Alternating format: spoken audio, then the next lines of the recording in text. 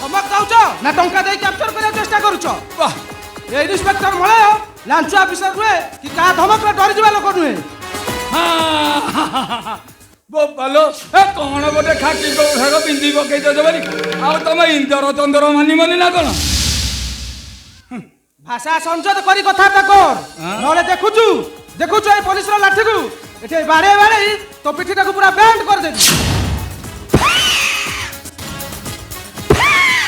ଦେଖିଛି ଆଉ ଦେଖ ନା ହେତି ବାପାରେ ଶାସ୍ତ୍ର କହେ ମରଣ କାଳେ ବିପରୀତ ବୁଦ୍ଧି।